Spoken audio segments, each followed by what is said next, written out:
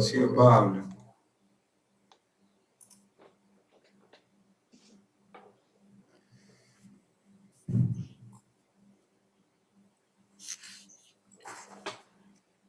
¿Cómo vamos?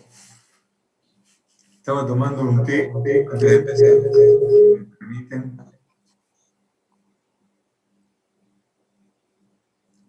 No es que agrande el zoom, sino que es muy grosera la taza.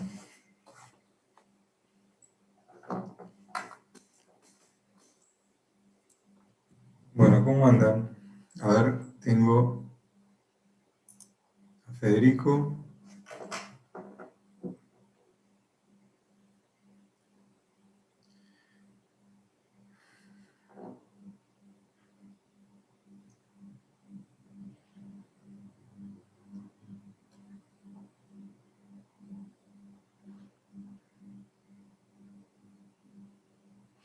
Bien.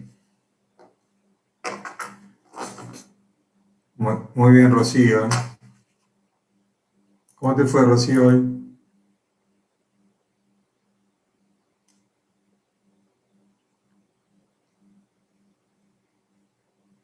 Se me fue. Rocío.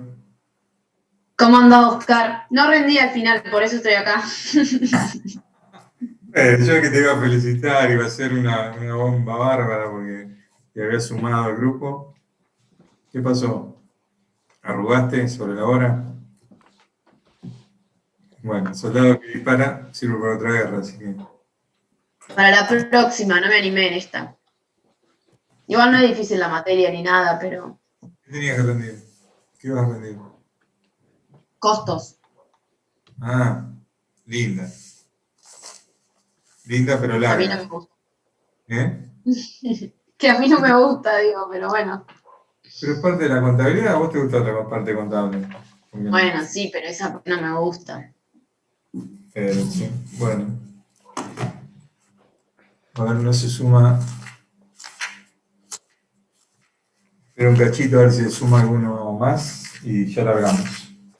Vamos a ver si lo hacemos corto hoy.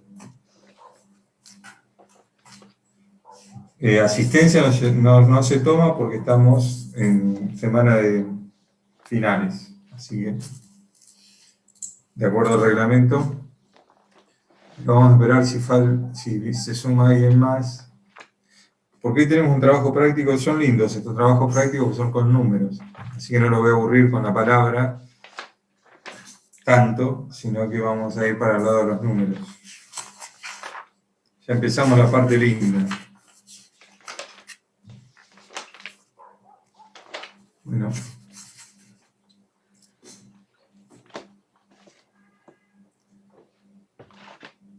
Bueno, Erika. Silvia también está conectada. Marina, Federico, siempre firme. Bueno, empezamos. ¿Están preparados y preparadas? Lo hacemos dinámico y charlemos un poco, en serio, así no se hace tan aburrido y que escuchen mi voz. Obviamente, Emilio también va a intervenir seguramente en algunas cuestiones, pero este trabajo práctico, el número 10, habla específicamente de sujetos, como el número 9, ¿se acuerdan que el otro día? Ah, ¿hicieron trabajo práctico 4? ¿Lo pudieron ver? No. No, ya sé. ¿Cuándo lo vemos? El jueves que viene, no, el otro. ¿Sí?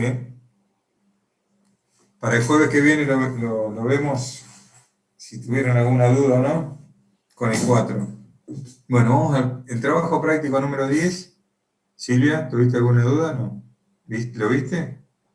No, eso le iba a decir que no llegué a verlo, pero para la próxima sí. Ya me Bien, anoto que bien. tengo que hacer.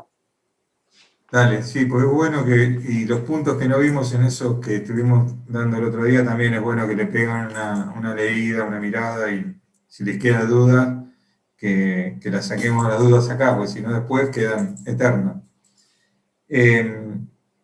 Este trabajo práctico, como decía, tiene que ver con sujetos, igual que cerramos el otro día, en un trabajo práctico número 9, de sujetos, pero lo lindo que tiene, o lo más entretenido que tiene, es que tenemos que hacer números. No en todos los casos, pero en la mayoría de los casos tenemos que hacer números. Y esto está relacionado, en el primer punto, al tema de la sociedad conyugal, ¿sí? Un instituto, bueno, es no tan consolidado, pero un instituto que el derecho tributario también lo trata, lo tiene que tratar como tal. Y ustedes saben que la sociedad conyugal como tal, insisto, hoy es menos utilizada, porque la sociedad conyugal conlleva a la legalidad de la formalidad de la pareja, ¿sí? Entonces tenemos que pensar que estamos frente a una sociedad conyugal cuando estamos frente a un matrimonio, ¿sí? Entonces, el matrimonio es el que me define la existencia de una sociedad conyugal. Ahora bien, dentro de una sociedad conyugal que sabemos que tiene su incidencia al momento de la ruptura de esa sociedad conyugal, ya sea por una separación, un divorcio, o también puede ser por fallecimiento de uno de los miembros, impositivamente eso también tiene efectos. A partir de la figura de la sucesión indivisa, como le dije, que es otro instituto creado por el derecho tributario, la sucesión indivisa, esperen que tengo una en espera, la tenía Florencia ahí. Bien. Hola Florencia. Hola, profesor. Perdón que me había entusiasmado en la introducción y te había dejado colgada ahí. No pasa nada. Estamos con el trabajo práctico número 10, estamos empezando recién. ¿Sí? Bueno, como les decía, acá aparece el Instituto de la Sucesión Indivisa, también creado por el derecho tributario, que es ese sujeto que no contempla el derecho común, pero que está generado a efectos de tener identificado un contribuyente por el periodo que dura desde la muerte del causante hasta la declaratoria de herederos, ¿sí? Entonces esa figura de sucesión indivisa aparece y está presente en este tema y básicamente en la sociedad conyugal cuando estamos frente al fallecimiento de uno de los sujetos. En cuanto a la sociedad conyugal, el artículo 35 de la ley establece que cómo se distribuyen, cómo se atribuyen, más que distribuyen, cómo se atribuyen a cada uno de los cónyuges las ganancias que obtienen. Y entonces el artículo 35, ¿esto lo vieron en teoría? No. No tuvimos teoría. ¿No? ¿Romina? ¿No? ¿Y te tengo ahí a la vista? No. Bien. El martes no El artículo... hubo teoría, profesor. Claro, sí. Después que le dije, le veo en teoría, me acordé que justamente lo que decís vos, Romina, no hubo teoría este martes, así que es lógico que no lo vean. Bueno, me adelanto un poco en esta parte a la teoría. El artículo 35 de la ley dice que corresponde atribuir a cada cónyuge, cualquiera sea el régimen patrimonial a que se someta a la sociedad conyugal, las ganancias provenientes de... Ustedes saben que con la modificación del Código Civil y Comercial también hay distintas formas o regímenes que se puede someter a la sociedad conyugal respecto a la distribución de los bienes. Bueno, acá lo que dice la ley de ganancias, y el legislador básicamente tiene que tener la posibilidad de atribuir a cada uno de los socios de la sociedad conyugal la renta que obtengan, y dice que se hace de la siguiente manera. Las ganancias provenientes de A. Actividades personales, profesión, oficio, empleo, comercio o industria. B. La ganancia producida por bienes propios. Y C. Otros bienes por la parte o proporción en que hubiera contribuido a su adquisición o por el 50% cuando hubiera imposibilidad de determinarlo. Quiere decir que en líneas generales, le está atribuyendo la ley del impuesto a las ganancias a cada cónyuge lo que obtienen de renta, ya sea por bienes propios, quiere decir que no son los gananciales, obtenidos con posterioridad a la fecha del matrimonio, por la actividad que desarrolla profesional o en relación de dependencia cada uno de los cónyuges, y por otros bienes que generen ganancia cuando ha participado en la compra de ese bien el cónyuge al cual estemos liquidando, que estemos tratando la renta, ¿sí? Así que ese es el criterio general establecido en la ley, está claramente hoy definido, ya no hay lugar a dudas, y entonces sobre esa cuestión vamos a empezar a trabajar. Voy a compartir con ustedes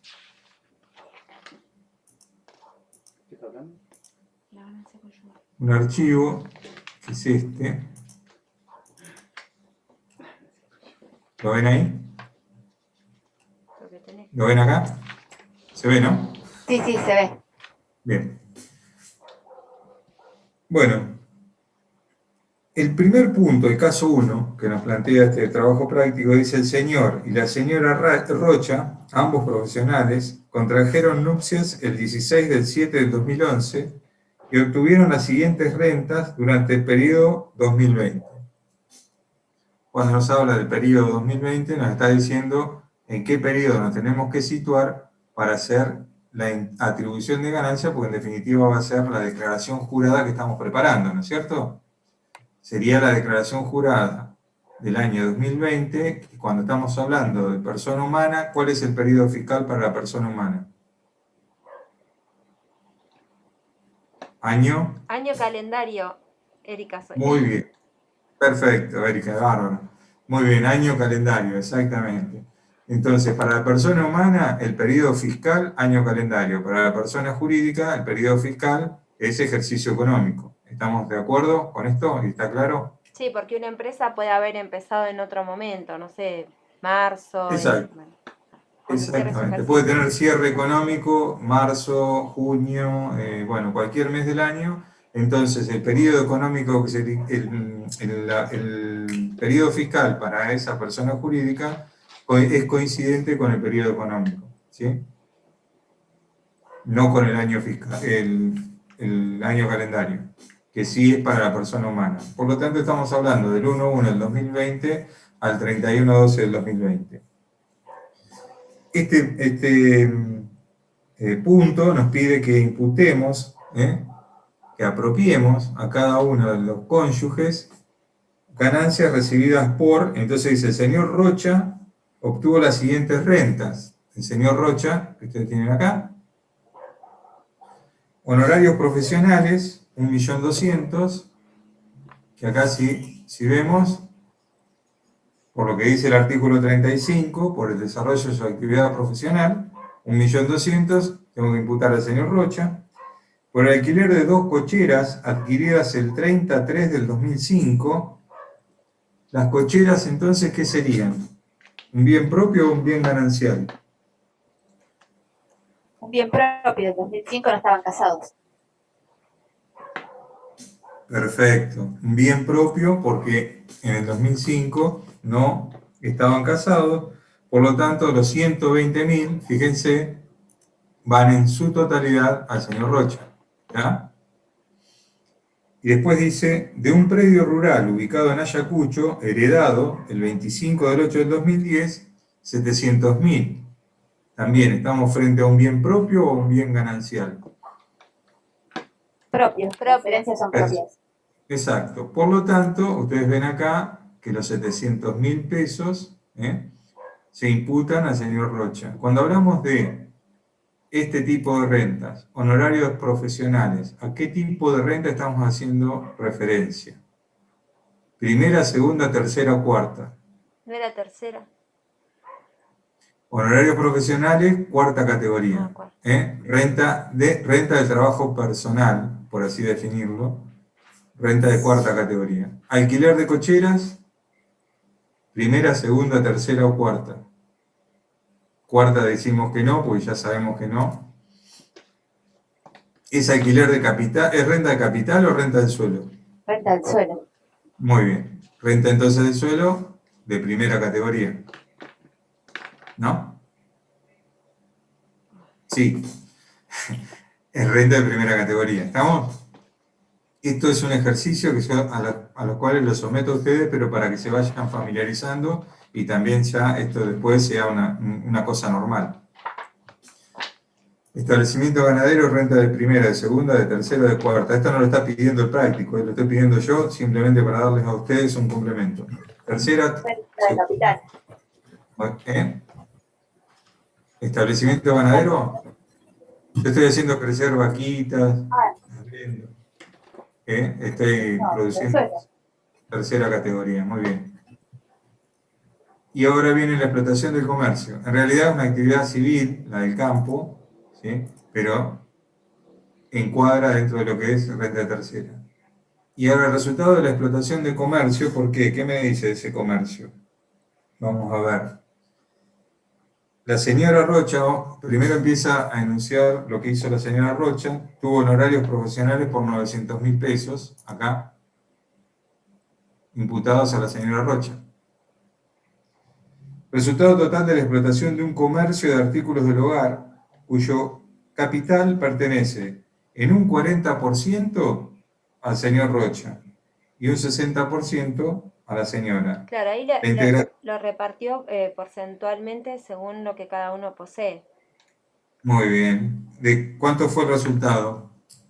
400.000 porque era el 40% para el caballero y 600.000 porque era el 60% para la señora. De un millón. El millón, perfecto. Un millón de pesos. Y está distribuido de esta manera. Muy bien. Por el alquiler de una casa adquirida el 30 del 5 del 2007 con ganancias provenientes de su comercio en el que trabaja personalmente el 30 del 5 del 2007. Esta casa adquirida por la señora Rocha. Es un bien ¿Es propio. un bien propio? Pues bien, es un bien propio también para la señora Rocha. Ahora, entonces esa renta se imputa directamente a la señora Rocha. Y después, por la renta de un velero adquirido el 3 del 10 de 2015 con el producto del alquiler de la casa mencionada en el punto anterior. También es propio, lo hizo con su propia ganancia de lo que ella hizo propio. Muy bien, muy bien. Si por el alquiler del velero obtuviera una renta, que son estos 160.000, y con eso comprara otra cosa, a partir de ese momento ya empieza a ser la renta de ese otro bien adquirido con la renta del velero, pasaría a ser ganancial. ¿Se entendió lo que quise decir? O sea que una sola vez podemos imputar, digamos, lo que después ya está. Pasaría a ser ganancial la renta que produzca un bien adquirido con otro bien que se adquirió con un bien propio. ¿Sí? Si yo tuviera una renta, que es esta del velero, y con la renta del velero compro, no sé, una moto de agua y la alquilo y me da 5.000 pesos, ¿no? La moto de agua, estos 5.000 pesos ya no son directamente de la señora Rocha solamente, sino que van a ser 2.500 para la señora Rocha y 2.500 para el señor Rocha, porque ya es ganancial. Porque es un bien adquirido con esta renta, que es del alquiler del velero, que proviene de una renta de un bien propio. Pero ya cuando, esto se compró cuando ya eran sociedad conyugal. ¿Está? ¿Se entendió eso? Sí, sí. Sí. Bien.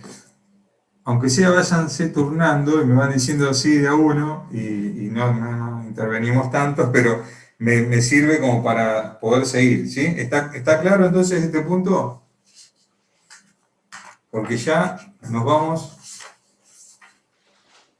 al punto 2, no sin antes decirles y aclararles que si ustedes van a mirar la solución, si ustedes van a ver la solución, en la solución hay algunas aclaraciones sobre este tratamiento de imputación de las ganancias, y en realidad dice régimen patrimonial a que se somete la sociedad conyugal.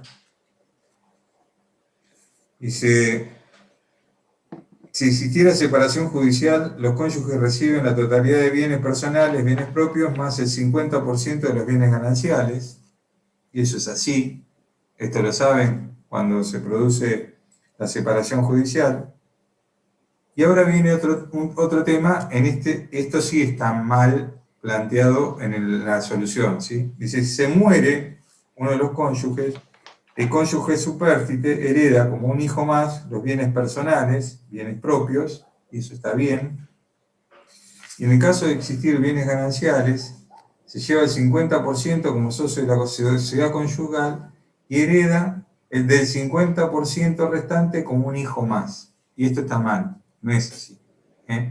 Quiero dejarlo aclarado porque está mal. Es el 25, ¿no? ¿Cómo es la, ¿Cómo que tal?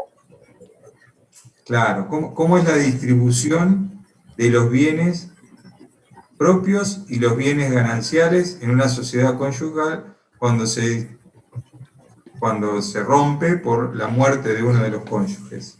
¿Sí? Cuando hablamos de bienes propios, como lo dice el primer punto acá, está correcto, el cónyuge supérstite hereda, al igual que los hijos, en partes proporcionales. ¿Sí? Porque está hablando de bienes propios. Propios del causante, ¿sí? Es decir, estamos hablando de un bien propio del causante. ¿Cuál sería el bien propio del señor Rocha? En su momento, las cocheras, ¿no es cierto? ¿Cuál sería el bien propio de la señora Rocha en el ejemplo este que estamos hablando? El comercio o la casa, ¿sí?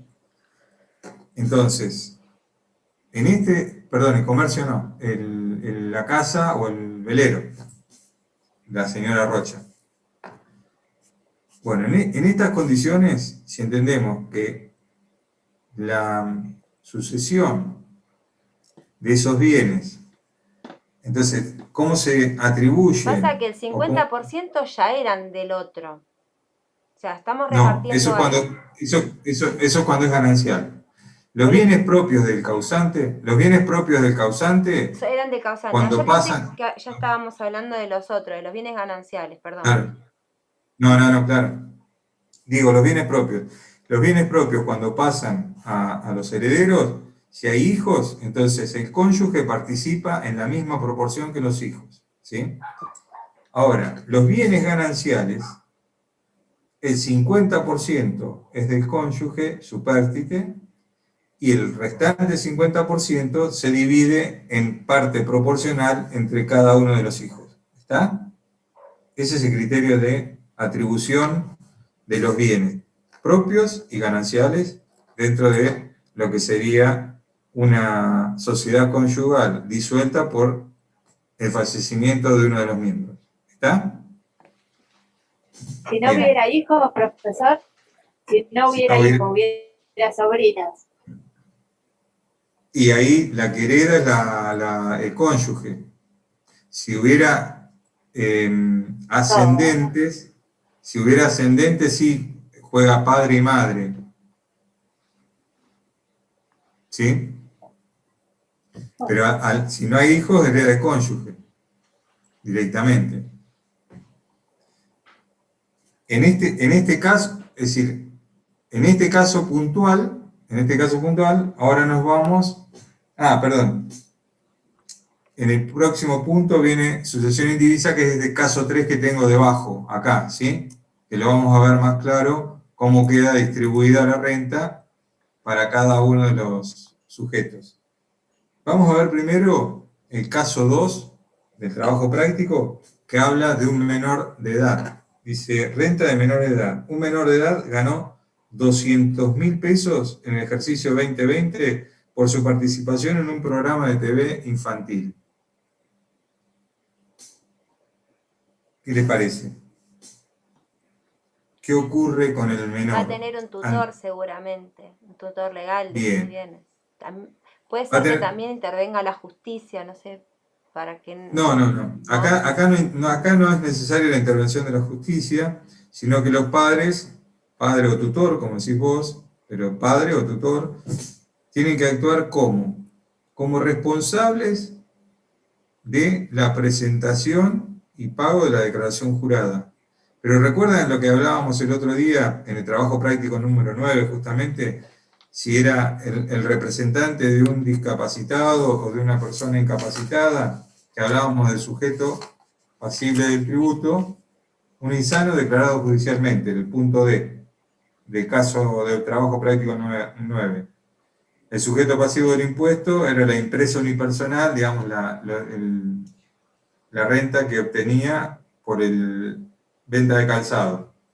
Era la empresa unipersonal, y el sujeto pasivo de la obligación tributaria era el insano. Y el que hacía, o el que tenía la responsabilidad de la presentación y cumplimiento de la obligación tributaria, sí era el curador, ¿se acuerdan? Bueno, con el menor de edad pasa exactamente lo mismo. Es el menor de edad el responsable de la obligación tributaria, como así el responsable pasible del impuesto, el responsable pasible del tributo y el responsable pasible de la obligación tributaria.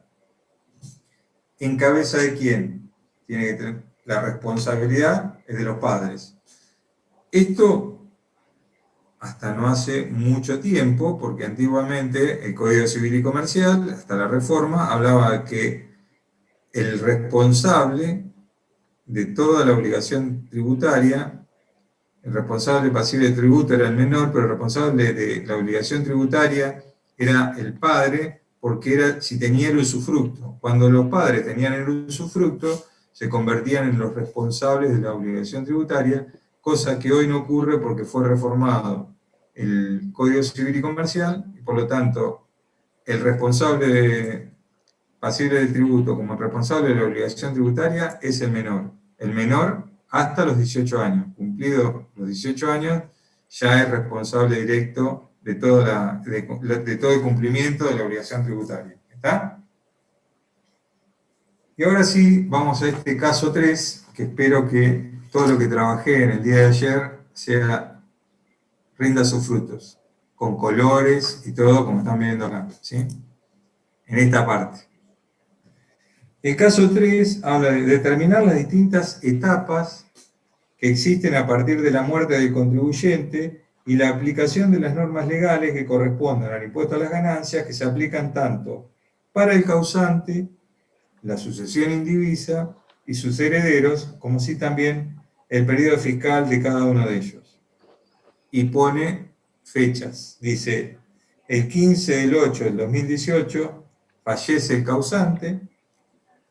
Esta primera etapa en amarillo, entonces, el causante fallece el 15/8/2018. Pongo un corte acá, 31/12/2018, que ese es mío, lo podemos pintar para que no queden dudas. Esta fecha es mía, pero ¿por qué la pongo acá? Porque tiene que ver con el corte de la declaración jurada, al 31/12, ¿sí? ¿Por qué? Porque es una persona humana, y estamos hablando entonces de un periodo fiscal que coincide con el año calendario. Pero la otra fecha que me indica el práctico dice 18/9/2019. ¿Qué pasa? El 18/9/2019 se dicta la declaratoria de herederos, y acá pongo otra fecha que vamos a pintarla, 31/12/2019, que es justamente el corte de la declaración jurada. Y otra fecha que me da el práctico dice el 23/5/2020 se aprueba la cuenta particionaria. Perdón, acá puse 24, esto es 23. 23/5/2020 se aprueba la cuenta particionaria, quiere decir que a partir de acá hasta el 31/12/2020, que es otra fecha que agrego yo, por el corte de la declaración jurada, ¿sí? Esto,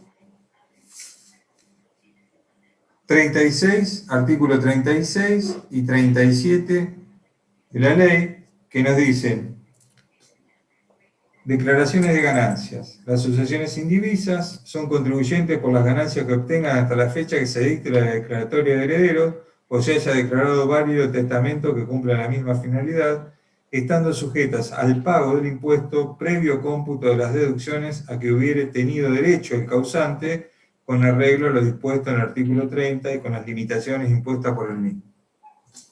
El artículo 30 me habla de todas las ganancias no imponibles y las cargas de familia, ¿sí? Mínimo no imponible también y deducción especial. Entonces, este artículo 30 es de aplicación también para la sucesión indivisa, como si fuera un sujeto más, ¿está? Y el 37 dice etapas posteriores a la declaratoria.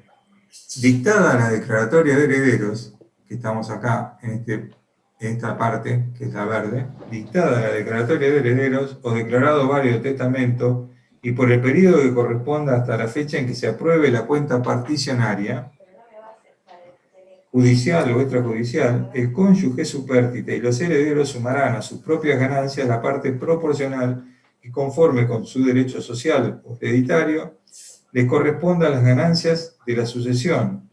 Los legatarios sumarán a sus propias ganancias las producidas por los bienes legados.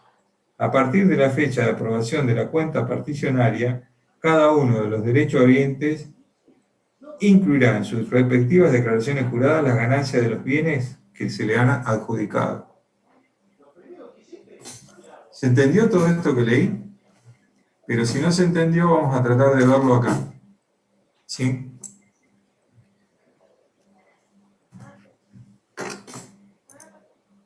La primera etapa del causante va desde el 1/1 del 2018 hasta el 15/8 del 2018. Es decir, ¿por qué? Porque estábamos dentro de un periodo fiscal de una persona humana que inicia su periodo fiscal, insisto, coincidiendo con el año calendario. Entonces el inicio de el causante, que era el señor, no sé si tiene nombre, ya no me acuerdo, no. Tiene un periodo del 1/1 del 2018 hasta el 15/8 del 2018.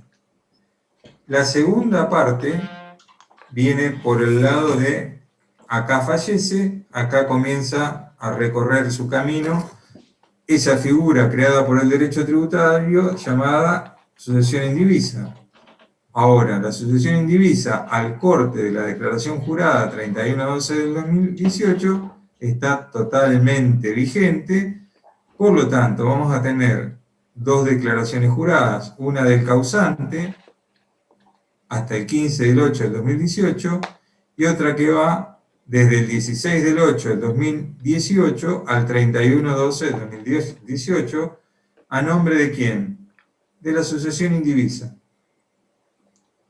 que es la misma quit de la misma persona, nada más que se le agrega esa definición de sucesión.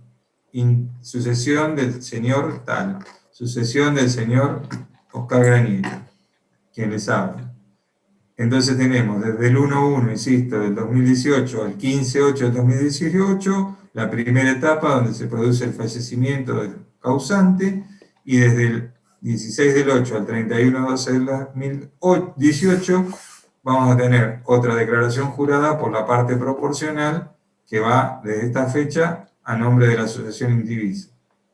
Comienza el otro año calendario, que da inicio en enero del 2019 y termina el 31/12 del 2019. Ahora bien, esa segunda etapa de la sucesión indivisa, o ese segundo periodo fiscal, perdón, para ser preciso, tenemos que en el periodo fiscal 1/1 del 2019, que es este que estamos haciendo acá, hasta el 18/9 del 2019, sucesión indivisa. ¿Y después qué se produce? el 18/9 del 2019 la declaratoria de herederos. Esta declaratoria de herederos, ¿a qué me obliga? A que desde el 19/9 del 2019 hasta el 31/12 del 2019, la porción de ganancia que se obtenga en este periodo... Cada uno de los herederos, porque ahí ya se sabe quiénes son, digamos. Exactamente, se incorpora a cada una de las declaraciones juradas de los herederos, porque ya están reconocidos judicialmente quiénes son los herederos, ¿no? Imagínense que esto no va a ocurrir al 31/12 del 2020 con el caso, lo digo, Diego Maradona, porque va a estar todo totalmente... Ya salió igual la declaratoria de herederos. Por ¿Sí? ¿Ya está? Sí, ya está. Y cuando hay plata... No me digas. Bueno, no lo sabía, pero mirá. Bueno, pero es un caso justamente que sirve para este... Suelen tardar, para incluso este cuando la gente no tiene nada por repartir, muchísimo. Tardan igual. Muchísimo, sí, suelen tardar muchísimo. Pero quiere decir esto que perfectamente, como vos lo estás aclarando, ya esta renta, en esta porción, porque estoy llegando desde el 19/9 del 2019 al 31/12 del 2019, esta porción se liquida, pero como se liquida, ya no va en cabeza de el sujeto sucesión indivisa, como es esta parte, que era igual acá, al causante igual acá, esta porcioncita, esta porción, todo esto iba en cabeza de una sola persona, por lo tanto, un solo mínimo no imponible, una sola deducción especial, sino que ya esta porción de acá, esta chiquitita, ya debemos distribuirla en cabeza de cada uno de los herederos. A partir del 1/1/2020 hasta el 23/5 del 2020, seguimos con la misma mecánica, es decir, la renta obtenida va en cabeza de cada uno de los herederos en su declaración jurada. Pero, ¿qué ocurre a partir del 24 de mayo hasta el 31/12 del 2020? Ya aprobada la cuenta particionaria, porque acá se liquida como si fuera un condominio, ¿no es cierto? En esta parte. En la declaratoria de heredero yo liquido como si fuera un condominio. Pero ya acá, con la cuenta particionaria, se distribuyen los bienes y cada heredero declara la renta en función a la renta generada por los bienes que son distribuidos. ¿Está claro? ¿Se nota la diferencia?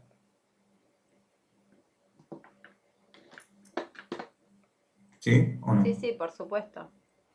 Incluso si no Bien. lo vendieron a alguien, por ejemplo, que sea un inmueble, y a cada uno le toca un porcentaje. Sí. Ahí también declaran sobre ese porcentaje, incluso si no lo hayan Mantendría. Exacto. Pero muy buena tu pregunta. Justamente, supongamos que veníamos hasta... Este es un inmueble, es renta de un inmueble. Después hay un práctico que lo vemos, pero me gusta que hagamos el ensayo primero. Teníamos dos inmuebles alquilados. Eso en definitiva era el bien del causante. Dos inmuebles. Hasta acá, es decir, hasta acá venía liquidando él renta de primera categoría, ¿no es cierto? Renta de primera categoría en cabeza del señor Granieri. Viene la asociación indivisa, renta de primera categoría de la asociación Granieri, acá, todo este periodo, renta de primera categoría. Y acá como un condominio, ¿por qué? Y sí, porque ya fueron declarados los herederos, entonces es un condominio que la renta la divide en cabeza de cada uno. Fenómeno, no hay ningún problema, seguirían liquidando de esa manera. Pero acá... Perdón la interrupción, Oscar. Sí. Y obviamente... ¿Se escucha? Sí.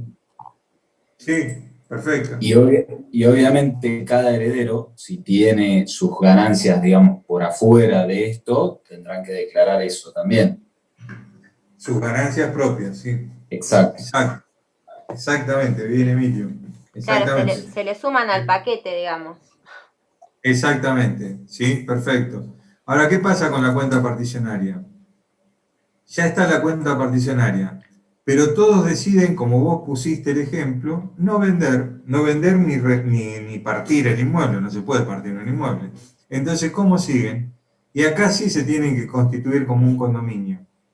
Y si se constituyen como un condominio legalmente, van a tener que optar por ser condómino bajo un régimen que seguramente los va a arrastrar a un responsable inscripto en IVA, y está regulado justamente ese régimen. No vamos a entrar a hablar de eso porque estaría hablando de IVA y no de impuesto a las ganancias, pero ya se generaría formalmente ese condominio, que es la diferencia que teníamos hasta acá con la declaratoria de herederos. ¿Se entiende?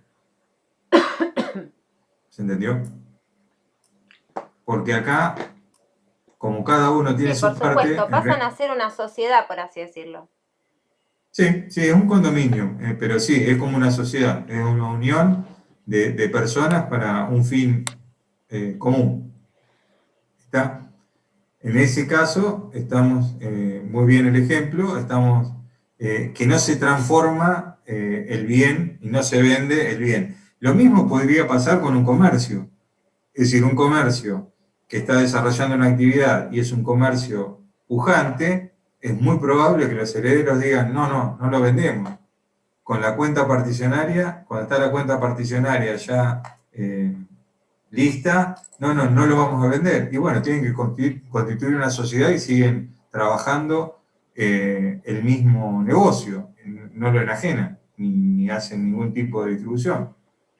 Lo mismo podría pasar con un campo. Es decir, la cuenta particionaria lo que hace es otorgar la porción legal que le corresponde a cada uno, de lo que le llaman los abogados la legítima, ¿no? Entonces, a partir de ahí, después los sucesores son los que definen si van a seguir en conjunto o no, pero tributariamente la lógica de la liquidación responde a esta regla de tiempo y cómo se van produciendo los hechos, es como tenemos que ir tratándolo impositivamente. ¿Está? Bueno, ahora vamos a ver, ya con números, como les decía, el caso B.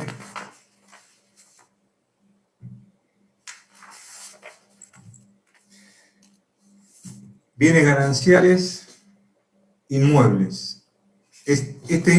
Son 3 inmuebles que tenía, a ver si tiene nombre y apellido, el señor JJ. Son gananciales, ¿sí? ¿Y qué me dice el enunciado? Alquileres mensuales de 20.000, el señor JJ casado con 2 hijos, son 3 inmuebles, Almagro, el de Almagro, 10.000, el de Belgrano, 6.000, y el de Cabildo, 4.000. Eso era mensual, valor mensual de un total mensual de alquileres de 20.000. ¿Qué pasó con este señor JJ? Fecha de fallecimiento, el 31 del 3. Cada columna, hagan de cuenta que son 3 meses, ¿sí? Para totalizar los 12 del periodo fiscal, que así está planteado el práctico. Fecha de fallecimiento, 31 del 3. Por lo tanto, mantuve los colores entre causante, amarillo. ¿Está? Fíjense la tecnología y la imaginación que tengo para llegar a este es un logro, ¿sí? Bueno, 31 de 3, fecha de fallecimiento. Declaratoria de herederos. Muy de auditoría eso. No, muy de contador. ¿Sí? El 30 del 6. No, está perfecto. ¿Sí? Los 3 primeros meses los pagaría el causante. O sea, la declaración jurada tiene que ser a nombre del causante. Después... Pero esperá que ahora vamos ahí abajo. Te me estás adelantando, pero muy bien, ¿eh? Muy bien, pero esperá que estoy marcando. Perdón, cuando repartían la paciencia yo estaba en la fila de la ansiedad y el reclamo. Muy bien. Bueno, pero me gusta. Vamos ahora a ver en cabeza de quién va, entonces, cada una de las rentas. Tenemos para el causante 20.000 por los 3 primeros meses, 60.000. ¿Estamos de acuerdo? Sí, sí. Para la sucesión indivisa, idéntico, 20.000 por 3 meses. Ahora viene el tema de la declaratoria de herederos. Esposa es un bien ganancial, ¿sí? De los bienes gananciales, dijimos que la esposa se lleva el 50%, ¿sí? Si se lleva el 50%, 30.000 es para la esposa, y los hijos, hijo 1 e hijo 2, 5.000 por 3, 15.000 cada uno. Con la cuenta particionaria, es el ejemplo justamente que acabamos de hablar, con la cuenta particionaria ocurre exactamente lo mismo, ¿no? Pero acá estamos 30, 15 y 15, exactamente igual. Pero, ¿cuál es la diferencia entre esto y esto? Usted dijo que no tenían que hacer, como que no tenían que hacer eso de la sociedad, que era como el condominio. Si bien el primero era un condominio, en el segundo ya era un condominio en el que tenían que hacer una inscripción responsable inscripto en IVA. Claro. Entonces, el tema es, sobre esta situación, un juez podría determinar fácilmente por qué.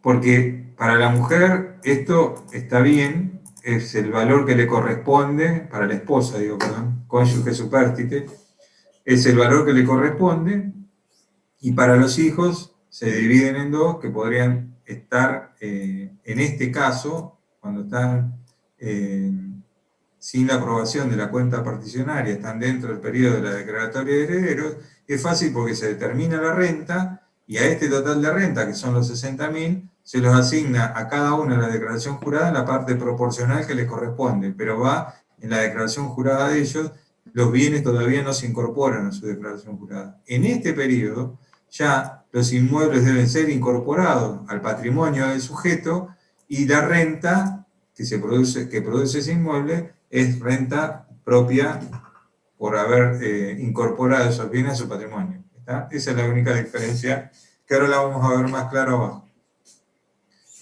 ¿Está claro esto? Vamos a el otro punto, que es el punto C, que es lo mismo, exactamente lo mismo, pero son bienes propios. Bienes propios del causante, insisto, ¿no? Los otros eran gananciales, los inmuebles, ahora son bienes propios del causante. Producen la misma renta, son los mismos inmuebles. ¿Qué pasa? Con el causante, exactamente lo mismo. Con la sucesión indivisa, exactamente lo mismo. Pero ahora vamos a ver qué ocurre con la declaratoria de herederos. La esposa, ya al ser un bien propio del causante, ¿cómo participa en esos bienes? De igual forma que los hijos. Exactamente, de igual forma que los hijos. Si participa de igual forma que los hijos, ¿qué ocurre? 6.666,66 parece el diablo por 3, 20.000. El hijo 20.000 y el otro hijo 20.000. Ahora, ¿qué ocurre con la declaratoria de herederos? ¿Qué pasó? ¿El juez qué dijo? Dijo, a ver si está acá. ¿Dónde está escrito? Acá. Aprobada la cuenta particionaria, a la mujer se le asigna el bien de Almagro, a la esposa, el bien de Almagro se le asigna con aprobación. Un hijo tiene asignado el inmueble de Belgrano, y el otro hijo tiene asignado el inmueble de Cabildo. Entonces, esta situación, que ya viene dada desde el juzgado, porque puede haber un arreglo entre las partes, ¿sí? Ya viene así, la declaratoria de herederos nos dividió en partes iguales, pero cuando estuvo la cuenta particionaria, el juez determinó que un inmueble iba para el cónyuge supérstite, otro inmueble, el juez determinó también puede determinar por arreglo entre las partes, insisto, ¿no? El inmueble de Belgrano iba para un hijo y el inmueble de Cabildo iba para el otro. Por lo tanto, acá sí se ve claramente que las rentas son distintas, porque fueron incorporados a cada una de sus declaraciones juradas en montos distintos que produce, la renta que produce cada uno son totalmente distintas. Entonces podemos verlo claramente acá, que no es lo mismo que pasaba acá. Acá podría ocurrir lo mismo con la cuenta particionaria, podría ocurrir lo mismo que estamos mostrando acá. ¿Sí? Porque son bienes gananciales. Lo que pasa es que en la cuenta particionaria acá mantuvimos la relación, pero podría darse que por ser bienes gananciales el reparto en el momento de la cuenta particionaria a través de un acuerdo entre las partes se diera de esta misma manera y bueno, tendríamos que mostrarlo de esta manera también en cada una de las declaraciones juradas. ¿Está? ¿Se ve más claro acá? ¿Sí? No, no sé. Sí, sí. ¿Sí? Bien. Seguimos. Seguimos. Punto D. El punto D. Está más lindo con los colores y los números, ¿no? Que escuchar una voz que adormece. Honorarios obtenidos por el señor JJ.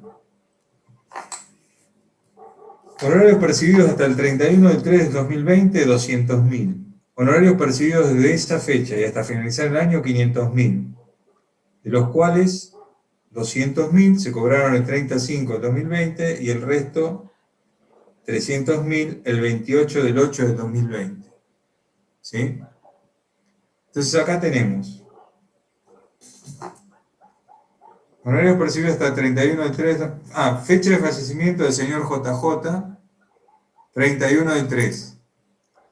Declaratoria de herederos de JJ, 30 del 6. Aprobación de la cuenta particionaria, 30 del 9. Por lo tanto, seguimos jugando con los 4 trimestres que conforman el periodo fiscal, año calendario. Ahora bien, honorarios cobrados hasta el 31 del 3, 200.000. Honorarios cobrados el 30 del 5, 200.000. Honorarios cobrados el 28 del 8, 300.000. Total de honorarios en el año, 700.000. ¿Qué pasa? Acá igual, perdón que vuelva a interrumpir, para que no se confundan los chicos, cambia la fecha del fallecimiento. Es todo dentro del mismo año. Claro, acá también, en estos dos ejemplos anteriores también. En este no. En este estábamos haciendo distintos periodos fiscales arriba, en el primero. Exacto. Como dice Emilio. En estos no, estamos también dentro del periodo fiscal año calendario, en las dos anteriores. En este, lo que tenemos que ver es la imputación de ¿qué? De honorarios. En los otros dos vimos cómo imputábamos renta de primera categoría, ya sea un bien propio o un bien ganancial. Y lo que estamos viendo ahora, cómo se imputan honorarios en función de un artículo, que es el 39 de la ley, que dice forma de imputar las ganancias del causante. Cuando un contribuyente hubiese seguido el sistema de percibido, cuando un contribuyente sigue el sistema de percibido, ¿con qué tipo de rentas?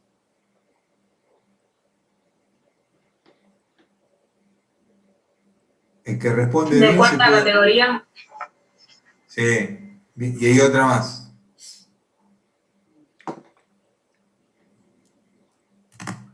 La primera y el tercera eran del percibido y la segunda, o al revés, del devengado. Ahora no puedo encontrar el papel de antes.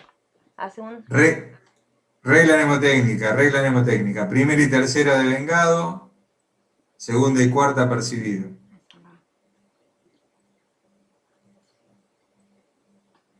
Si quieren regla mnemotécnica, primera y tercera devengado, pongan las dos letras.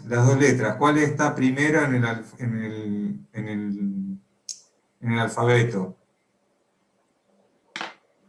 la D, ¿no es cierto?, de devengado. Entonces, si está primero la D, quiere decir devengado, renta de primera, y tercera, porque tengo que hacer esa asociación, primera y tercera. Pero ya sé que con la primera, renta de primera, va con la D que está primero, y percibido, que está segunda, en el orden de aparición en el alfabeto. Entonces nos queda una regla que no se destruye más, no me olvido nunca más. Primera y tercera devengado, segunda y cuarta percibido. ¿Está claro? Bien. Bueno, ¿qué me dice el artículo 39? Cuando un contribuyente hubiese seguido el sistema de percibido, quiere decir que para ese caso y nada más, a los efectos de la liquidación del impuesto, las ganancias producidas o devengadas, pero no cobradas hasta la fecha de su fallecimiento, serán consideradas a opción de los interesados, de los interesados en alguna de las siguientes formas. A. Incluyéndolas en la última declaración jurada del causante, quiere decir, las pongo todas en la declaración jurada que hago hasta el momento del fallecimiento, o B, incluyéndola en la declaración jurada de la sucesión, cónyuge supérstite, herederos y o legatarios en el año en que se perciban. A priori, con estas dos instancias que marca la norma, ¿qué les parece que es más conveniente? En principio, a priori, no quiere decir que todos los casos, pero en principio, ¿qué les parece que es más conveniente?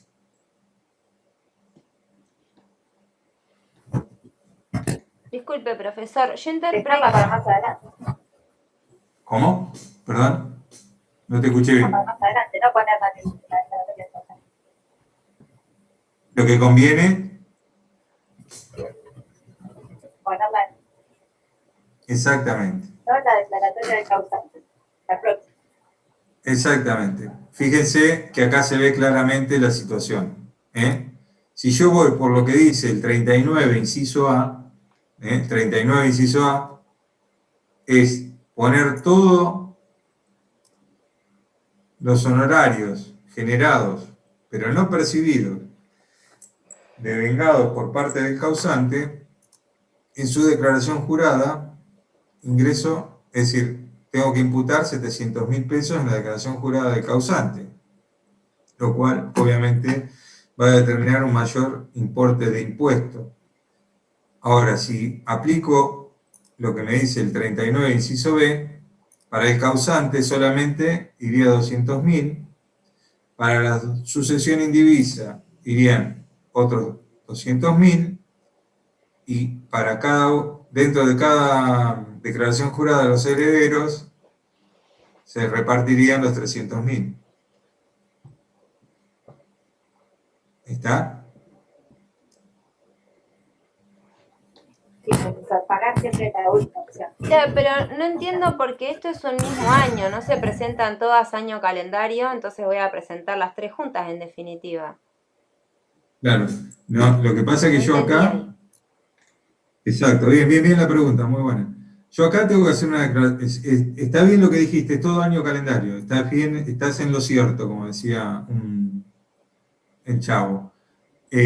¿Sí? Acá estamos en año calendario, pero ¿qué ocurre?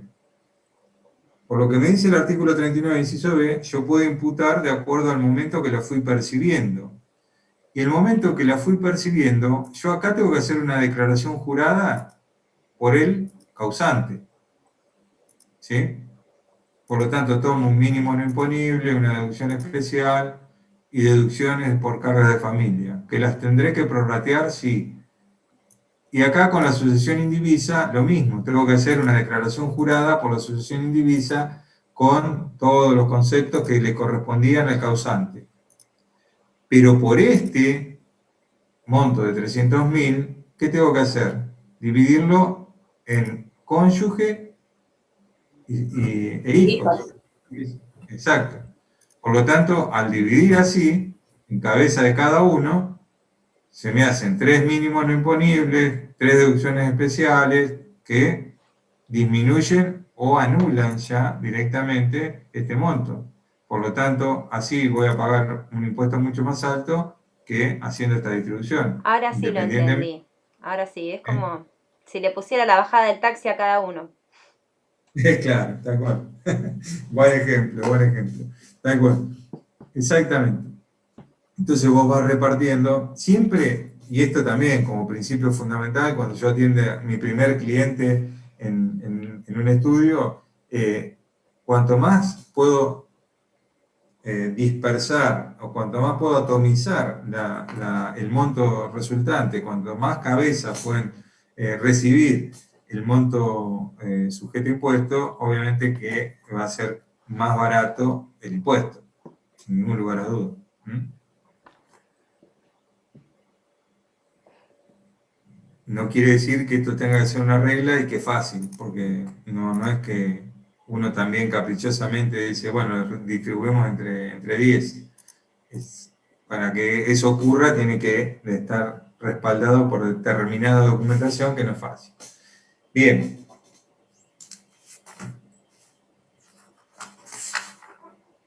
El punto que viene ahora es el punto E. ¿Lo tienen ahí? ¿Ven? El punto Sí, E del sí, práctico. sí, sí. Determinar para el año fiscal 2020, ahora estamos dentro del periodo fiscal 2020, esta Sí, regla, lo esta tenemos regla, como, perdón, lo tenemos como caso 4 mira, nosotros. bueno, bien. Determinar para el año fiscal 2020 la ganancia que debe declarar el señor Benítez, la sucesión del señor Benítez, su esposa, la señora Iglesias, y sus 2 hijos, y considera la solución más favorable. Eso es lo que me pide el enunciado. Dice, el señor Benítez, que se dedicaba a la profesión de abogado y desarrollaba la actividad industrial, falleció el 30/4 del 2020. Este es el primer periodo del causante. El 31/7 del 2020 se dictó la declaratoria de herederos, de la que surgieron como únicos herederos universales su cónyuge y 2 hijos, uno de ellos menor de edad. Bien. Ahora bien, entonces, la regla de tiempo me habla de dentro del mismo periodo fiscal, 1/1 del 2020 al 31/12 del 2020, nos encontramos con el causante y la sucesión indivisa. ¿Sí? ¿Cómo tenemos que repartir la renta que obtuvieron o que obtuvo el señor Benítez? Y vamos a ver, las rentas obtenidas en el año 2020 han sido las siguientes. Honorarios percibidos hasta el 30/4, honorarios percibidos hasta el 30/4, 120.000. Estamos de acuerdo que pongo esto para el señor Benítez, en su declaración jurada, ¿no? Sí. Sí,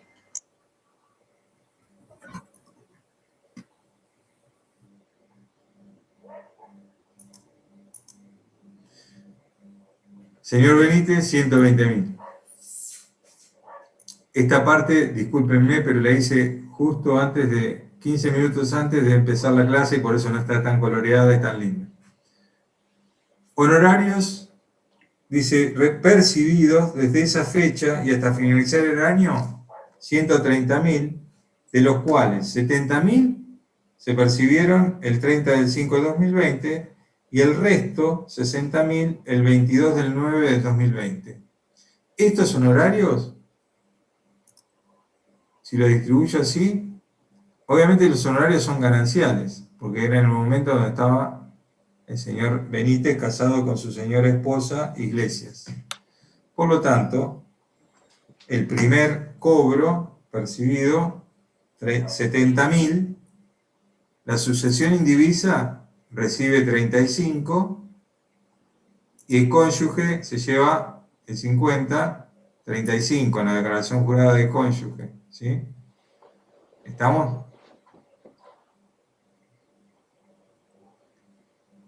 35 y 35. Bien. Esto, discúlpenme, puede ser así, para que se entienda bien. Ahí está. ¿Está?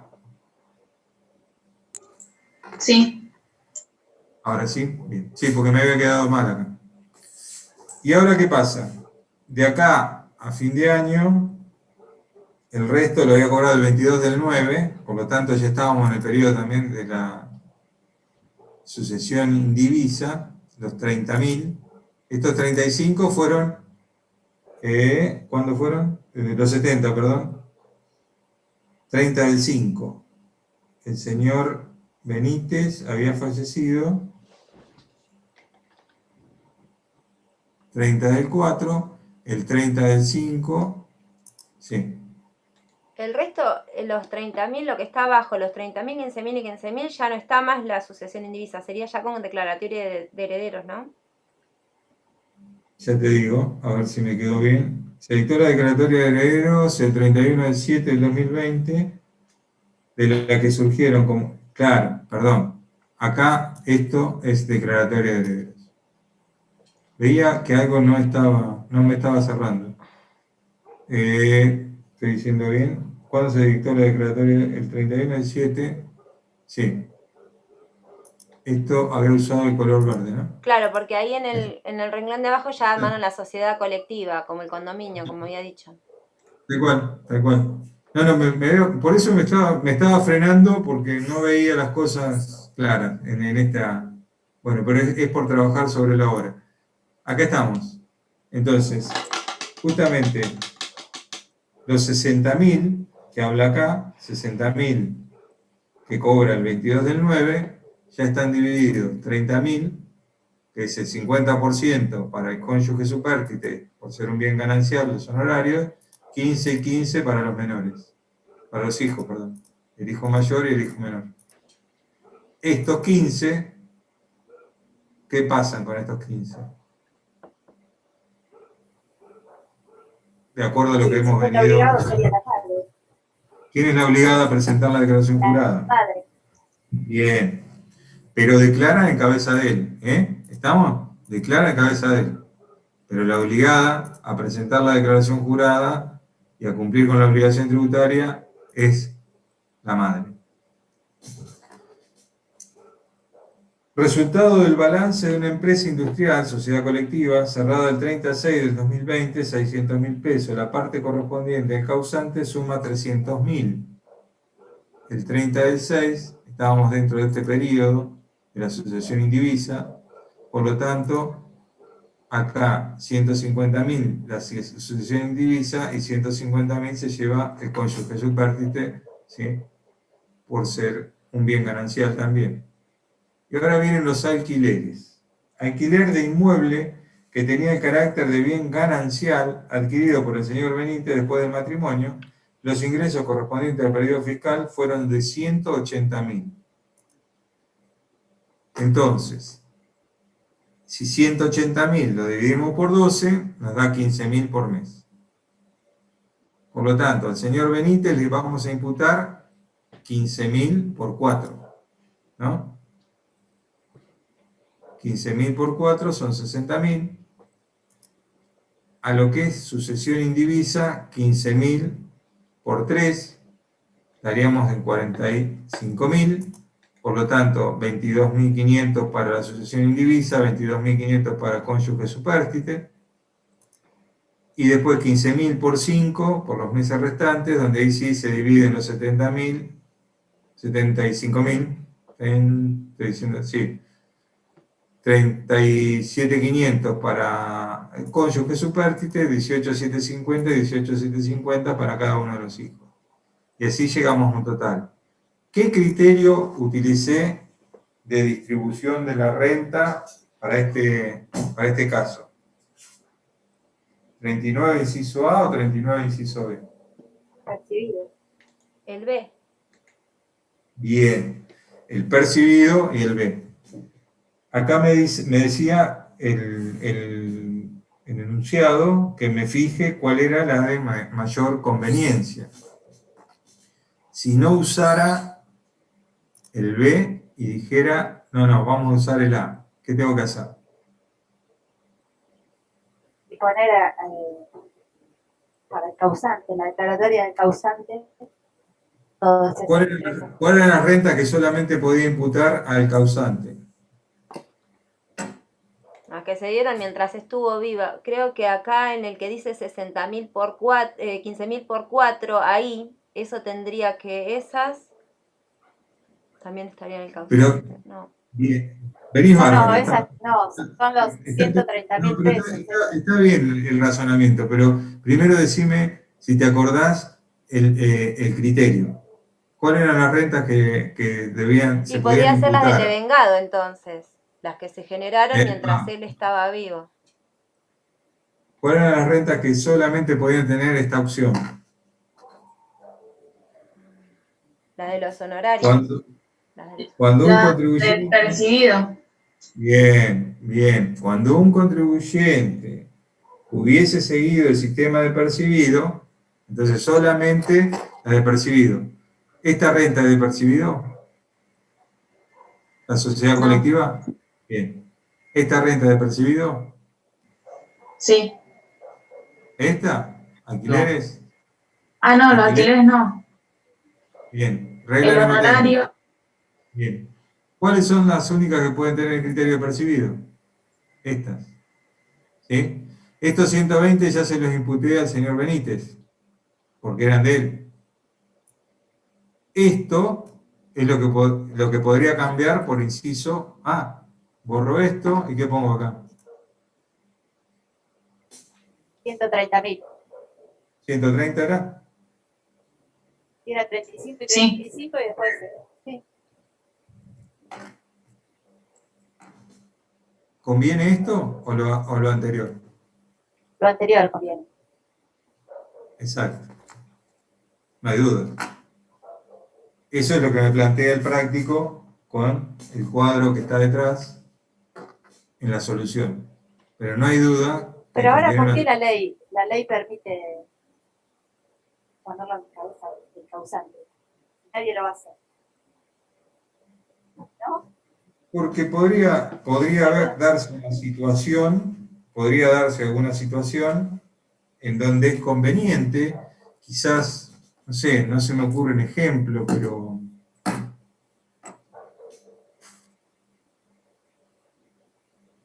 pero podría darse alguna situación que indique una conveniencia.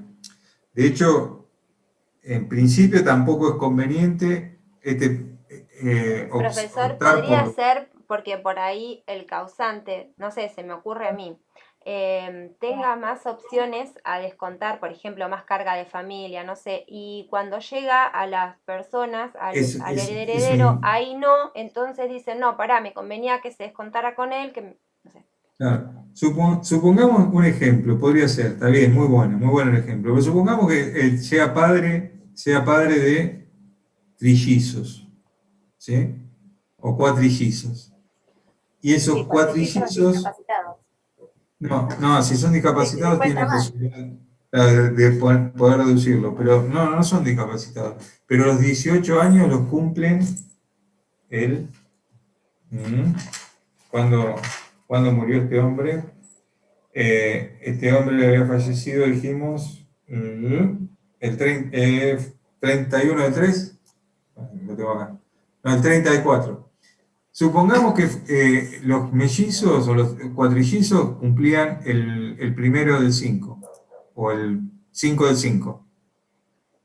Entonces esos cuatrillizos cumplían 18 años el 5 del 5 y ya no los puede deducir. En cambio acá sí, la parte proporcional los podría deducir tranquilamente.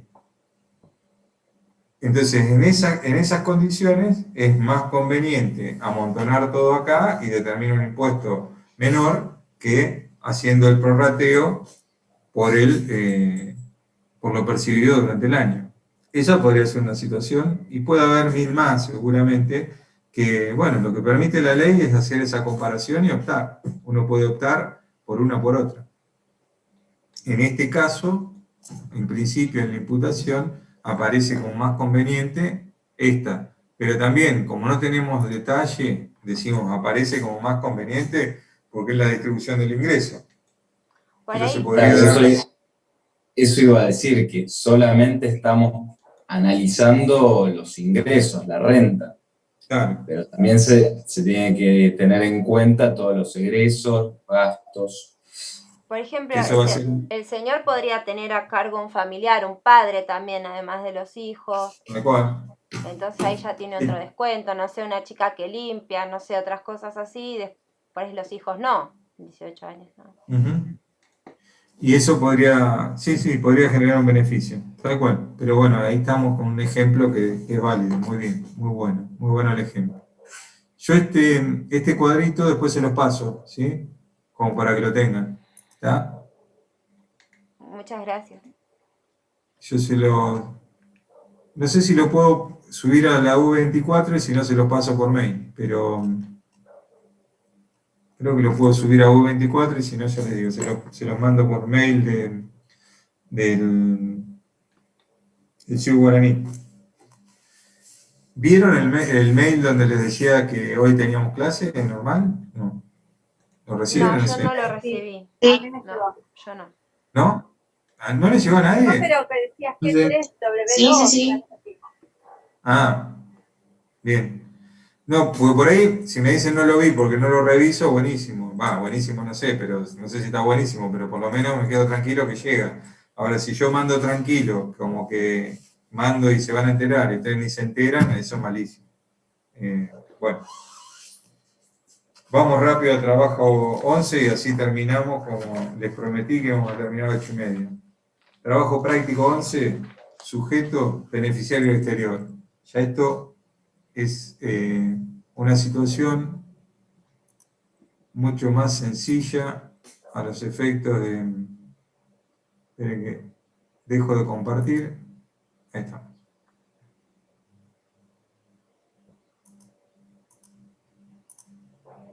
Bueno, ahora sí. Como les decía, ¿ustedes me escuchan bien? ¿Sí? Sí, sí, perfecto. Sí, sí. ¿Me escuchan bien? Ahora, beneficiario del exterior. ¿Qué características tiene un beneficiario del exterior que hemos venido mencionando Que paga el 35, respecto al impuesto a las ganancias? que paga el 35%. Bien. ¿Sí? ¿Cómo? ¿Presentando una declaración jurada? No, que se lo retenían, por ejemplo, se lo retenía el que le vendía algo, no sé, el otro, el generador.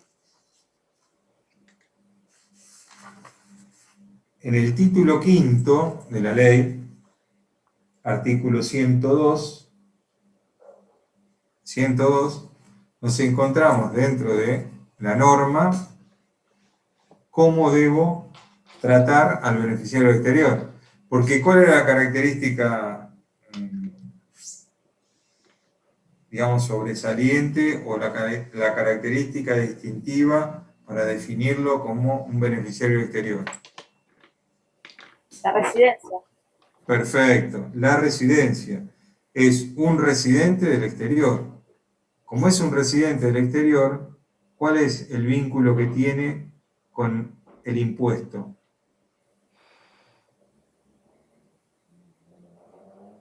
Solo por las rentas generadas dentro del país. ¿Y cómo se llama eso? ¿Cuál es el nexo? Teoría de la fuente, la fuente. fuente. Teoría de la Bien, la fuente. No la teoría de la fuente porque no hay que confundir. La teoría de la fuente pero sí, es la fuente generadora. ¿Dónde está radicada la fuente generadora? ¿Sí? No es la residencia, sino es donde está radicada la fuente. Entonces, como la fuente es fuente argentina, es una renta que obtiene de fuente argentina, pero es un residente del exterior, como residente del exterior lo debo tratar de distinta manera, tal cual me lo dice el legislador a través del título quinto. Y dice, ya esto lo vieron en teoría, ¿no? ¿Algo así? ¿Sí o no? Sí, algunas cosas vimos. Bien.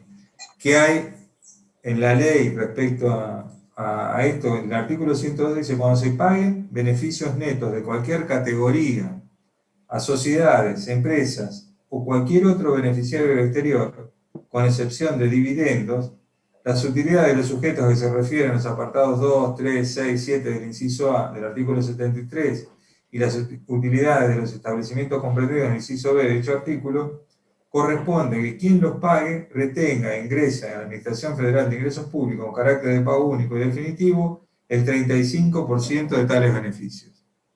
Acá está definido lo que acabamos de mencionar y que ustedes bien señalaban, que están sujetos entonces a una alícuota del 35%. Y cualquier tipo de sujeto, persona humana o persona jurídica, radicada ¿en dónde? En el exterior. Y que obtenga renta de fuente argentina. Porque si es un sujeto radicado en el exterior que obtiene renta en Chile, pero pasó por acá, o sea, no sé, estuvo un tiempo hospedado porque quería ver las cataratas del Iguazú, obviamente no voy a pretender que pague impuestos a las ganancias, porque estuvo en Chile, pasó por las cataratas del Iguazú y después se fue a su país. No tiene nada que ver. El tema es, la importancia es si obtuvo renta de fuente argentina, ¿cierto? Ejemplo típico, un tenista que vino y jugó el torneo abierto de Brasil. Ahora, como tiene el amigo tenista que es argentino, terminaron el torneo y se queda una semana en Argentina. No juega ningún torneo, nada. Pasean por acá y después se vuelve a España, Nadal. ¿A quién le paga impuestos? Si obtuvo el premio en Brasil, ganó el torneo en Brasil. ¿Argentina o Brasil? ¿A quién va a tener que tributar?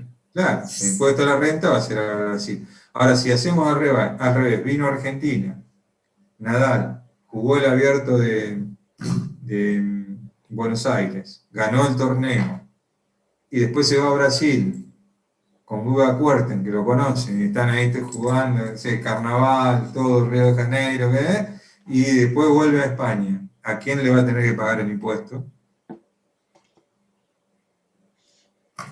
A nosotros, ¿sí? Argentina. Exacto. ¿Bajo qué forma? Bajo la forma que define el legislador en este título quinto, que es pagando 30. A la forma de retención, que se lo retengan. Exacto. Como un pago único y definitivo. Pero se dan cuenta la diferencia cuando veníamos hablando de persona humana residente en el país, que tiene que hacer? Presentar una declaración jurada y determinar el impuesto. Si hablamos de una persona jurídica, lo mismo, tiene que presentar una declaración jurada y determinar el impuesto. Acá no tiene que presentar ninguna declaración jurada, simplemente el que paga se constituye en agente de retención y esa retención se considera pago único y definitivo, es decir, que no tiene otra obligación, pago único y definitivo en la fuente, con una retención en la fuente. Y así se hace el impuesto en nuestro país. Ahora, el segundo párrafo de este artículo 102 dice: se considera que existe pago cuando se den alguna de las situaciones previstas en el último párrafo del artículo 24, salvo que se tratara de la participación en los beneficios de sociedades comprendidas en el inciso B del artículo 53, en cuyo caso será de aplicación lo dispuesto en el artículo 54. Y acá me está hablando si son dividendos o si son pagos, que el artículo 24, lo que establece el último párrafo, es que la puesta a disposición, el giro del dinero, bueno, todos esos conceptos son considerados pagos a los efectos del impuesto a la ley de ganancias, del impuesto a la ganancia.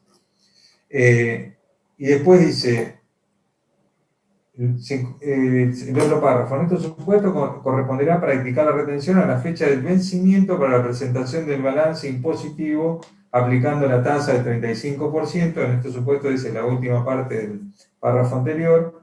Y después el otro párrafo dice: se considera beneficiario exterior aquel que perciba sus ganancias en el extranjero directamente a través de apoderados, agentes, representantes, porque no es solamente el sujeto que venga y se lleve el dinero, sino que si tiene representantes, apoderados o demás, igual ese sujeto se considera beneficiario exterior.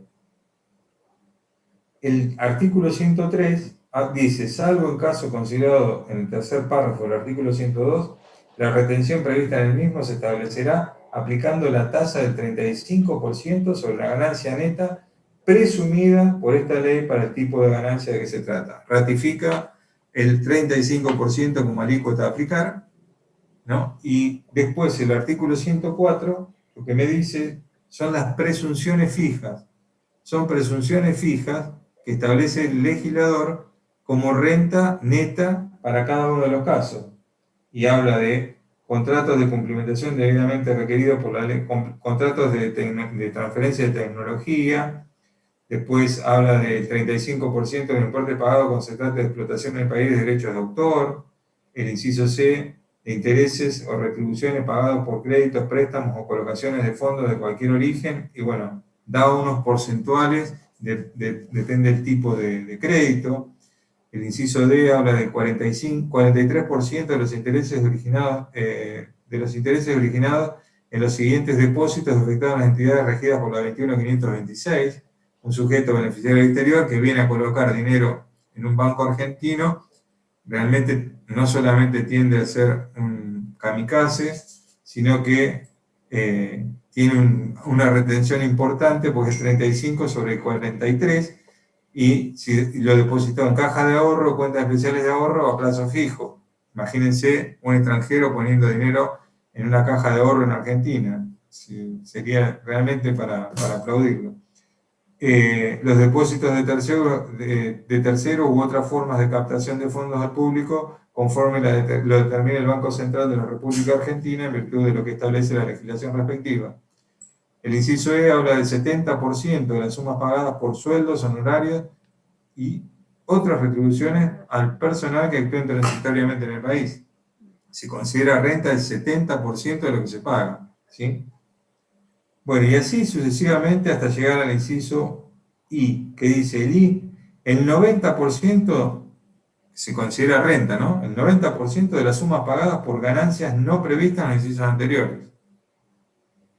Pero después viene el último párrafo, el anteúltimo, perdón, que dice, sin perjuicio de los dispuestos en los incisos G y H, el G habla de el 60% de las sumas pagadas en concepto de alquileres o arrendamientos de inmuebles ubicados en el país. Y el H habla del 50% de las sumas pagadas por la transferencia a título oneroso de bienes situados, colocados o utilizados económicamente en el país, pertenecientes a empresas o sociedades constituidas, radicadas o ubicadas en el exterior. Los beneficiarios de dichos conceptos podrán optar para la determinación de la ganancia neta sujeta a retención entre la presunción dispuesta en dichos incisos o la suma que resulte de deducir del beneficio bruto pagado o acreditado los gastos realizados en el país necesarios para su obtención, mantenimiento y conservación, como así también las deducciones que esta ley admite según el tipo de ganancia que se trate y que hayan sido reconocidas expresamente por la Administración Federal de Ingresos Públicos. Es decir, para estos dos casos, del inciso G y el H, lo que se puede hacer es determinar a ciencia cierta cuál es la ganancia neta sujeta a impuestos y después aplicarle el 35%. Y no aplicarla, es opcional, no aplicar la presunción que establece de ganancia. ¿Está claro? Bueno, vamos entonces a ver qué nos plantea este trabajo práctico. Habla de una sociedad anónima radicada en la provincia de Córdoba, gira $1.500.000 a una sociedad anónima del exterior por el pago de un servicio de asistencia técnica prestado en Córdoba, cuyo contrato se encuentra inscrito en el Instituto Nacional de la Propiedad Intelectual.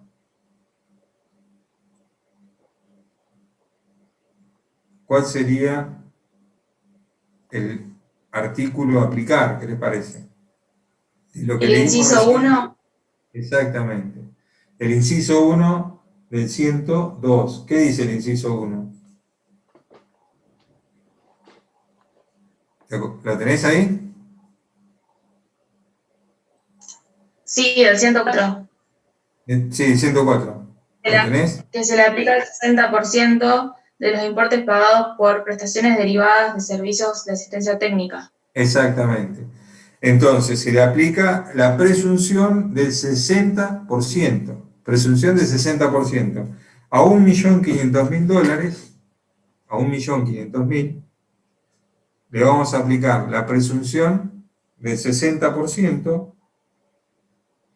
Entonces, quedan 900.000 como ganancia neta sujeta a impuesto. A esos 900.000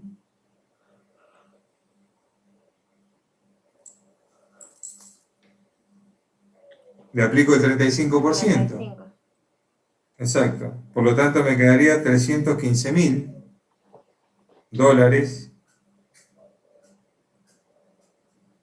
como ganancia Es decir, como impuesto a las ganancias determinado. Profesor, Y como le hago una pregunta. Cuando dice sí.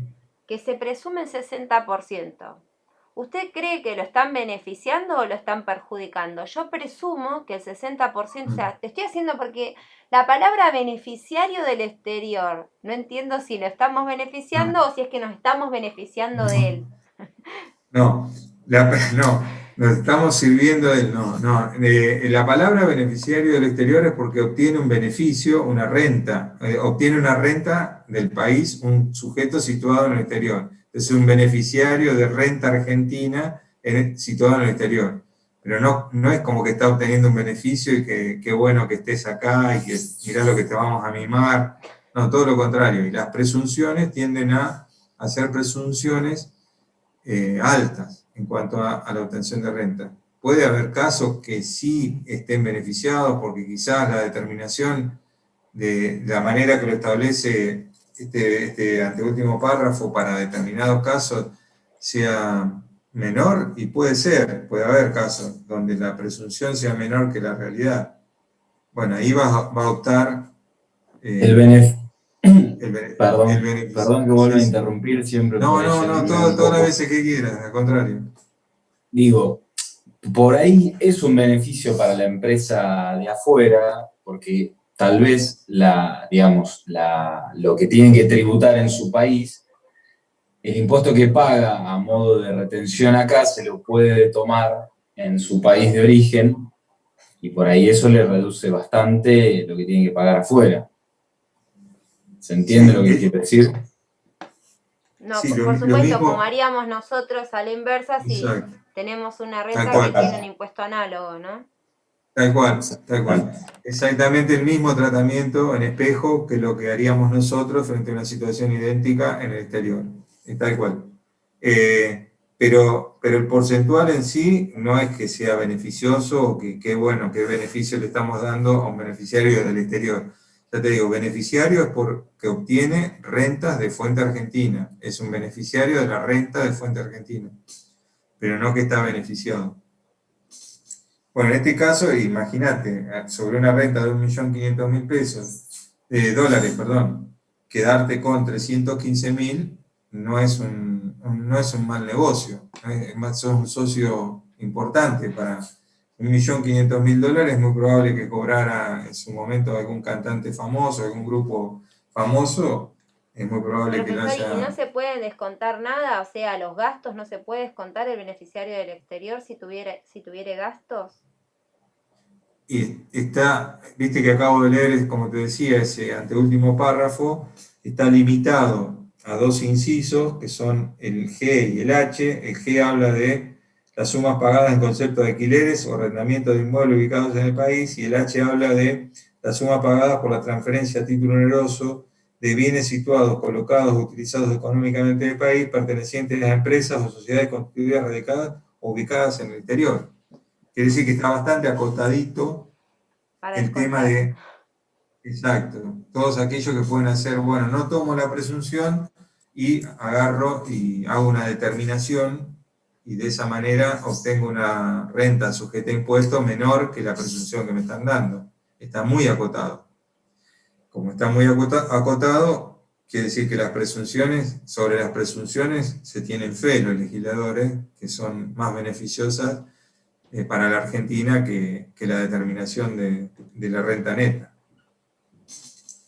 Insisto que acá, sobre una renta de 1.500.000 dólares, con pago, un contrato de 1.500.000 dólares, el Estado Nacional se queda con 315.000, no es menor el monto que está pagando de impuestos, y ahí sí el sujeto radicado en el país va a girar al exterior 1.185.000 más un certificado de retención. Esto es siempre y cuando el sujeto del exterior no venga y diga, yo quiero 1.500.000 neto en la mano, ¿sí? Ahí, ¿qué tiene que hacer el sujeto radicado en el país? Hacer lo que se llama hacerse gross... cargo de todo. Se tiene que hacer cargo del impuesto, pero para hacerse cargo del impuesto tiene que hacer un artilugio que se llama grossing up, que no es un artilugio para evitar el impuesto, sino todo lo contrario. Tiene que considerar que el impuesto forma parte del pago. Entonces tiene que hacer el grossing up o tasa incremental para aplicarla sobre el monto determinado que quiere neto el sujeto del exterior. Y eso, ¿cómo se logra? Es 1 por la tasa sobre 1 menos la tasa. 1 por la tasa sobre 1 menos la tasa determina el grossing up. Lo aplico sobre el monto. Ahora vamos a ver más adelante un ejemplo. Profesor, numérico. ¿sería algo parecido como, por ejemplo, si yo dijera, ¿viste cuando no pone el IVA a un producto? Bueno, no, yo quiero que valga 10 pesos, yo me llevo 10 pesos. Bueno, ahí ponele el IVA, no es que te lo descuento. Si no me queda 8 y pico y si no me queda 10 más el impuesto, se va a 12 y algo. Claro. Bueno, el grossing up tiende a eso, ahora lo vamos a ver en los prácticos que siguen, lo vemos numéricamente, ¿sí? Pero se los quería mencionar como para que ya el oído empiece a ablandarse. Bueno, XX Sociedad Anónima es una empresa radicada en la provincia de Buenos Aires que suscribe en el 1 del 2020 un contrato con una compañía del exterior para fabricar un producto en nuestro país, bajo licencia, que incluye la transferencia de tecnología y asesoramiento técnico para facilitar la producción en la provincia de Buenos Aires. Como contraprestación, XX Sociedad Anónima debe girar al exterior 2% de sus ventas anuales en concepto de regalías. El monto anual de ventas alcanzó los $2 millones. Acá, el punto, ¿cuál sería? ¿Cuál les parece que sería el punto sobre el cual debemos pararnos para hacer esta determinación? Artículo 104, inciso A, punto 1 o punto 2. ¿El mismo punto 1 o el punto 2? Si quieren, ¿lo tienen ahí a mano? El punto 1 es el que acabamos de ver, y el punto 2 dice el 80% de los importes pagados por prestaciones derivadas en cesión de derechos o licencias para la explotación de patentes de invención y demás objetos no contemplados en el punto 1 de este inciso. Estamos al horno, ¿no?, con el punto 2. Por lo tanto, estamos hablando del 80% de ganancia neta. ¿Estamos? ¿Estamos de acuerdo? Sí, igual como dice que es de patentes, es probable que una patente te genere mucho más ganancias de lo que te genere gastos. Por eso presumir el 80 Bueno, tiene algo exactamente. significativo. Vos fíjate que la presunción está asociada a la actividad que se está queriendo grabar. Entonces está hablando de patentes, 80% sobre las regalías giradas al exterior. Si hubo una actividad de 2 millones de pesos y habla que las regalías son el 2%, estamos entonces en $40.000 anuales, ¿sí? $40.000 anuales girados tendríamos que girar como regalía. Entonces la ganancia de fuente argentina se presume el 80% del total de los ingresos que se determinaron. Por lo tanto, 32.000 sería el monto de la ganancia determinada por presunción. Y esos 32.000, ¿qué alícuota le aplicó? El 35. Perfecto. Es del El exterior. 35. Beneficiario. Exacto, porque es un beneficiario exterior. Siempre la alícuota que debo aplicar es 35%, porque así me lo dice Copete del artículo 102 y también me lo ratifica el artículo 103, no hay ninguna Profesor, duda. disculpe que le haga una pregunta redundante ¿Sí? porque a esta hora por ahí estoy un poco ¿No? cansada. Lo que yo le puedo Bueno. cobrar el 80% porque él viene a traer su patente acá o porque la creó acá. Porque... No, porque me dio una licencia para que yo explote la patente acá. Ah, perfecto. Yo exploto una Pero patente. la patente la pudo haber hecho afuera él. Sí. Perfecto. Sí, él puede haber registrado esa patente, está registrada en un país extranjero, sí. Es decir, hablemos de las vacunas, si quieren, que le estamos esperando, ¿no? Sería un caso. Si alguien usara una licencia de una patente registrada en el exterior, pero se pone a fabricar acá vacunas. Bueno, con las contra el vacunas COVID. nos enteramos que Ibupirac lo creó Pfizer. ¿No lo vi en la propaganda? Claro. A la derechita, antes ni sabías quién era Pfizer, ¿verdad? Todos conocemos a Pfizer. Ahora ya estamos totalmente compenetrados. Pero bueno, ese sería un caso típico, digo, y que creo que encuadraría perfectamente en este inciso. Y estamos hablando del 80% de las regalías, ¿no? No del volumen del negocio, sino de las regalías que vos estás girando al exterior. Como esto, insisto, el punto nos está hablando del 2% del volumen comercial, estamos hablando entonces de 2% sobre 2 millones, $40.000 anuales. Pero esos 40.000 aplico así la presunción. Digo, de estos 40.000, que son los que giro al exterior, o que tendría que girar al exterior, el 80% se consideran ganancias de fuente argentina, ganancia neta. Las ganancias de fuente argentina son los 40.000, pero se considera ganancia neta, sujeta a impuesto, el 80%. Entonces me queda 32.000. ¿Qué alícuota le aplico? El 35%. 35% sobre 32.000, $11.200 es el impuesto que debo retener y girar la diferencia, que sería en 28.800.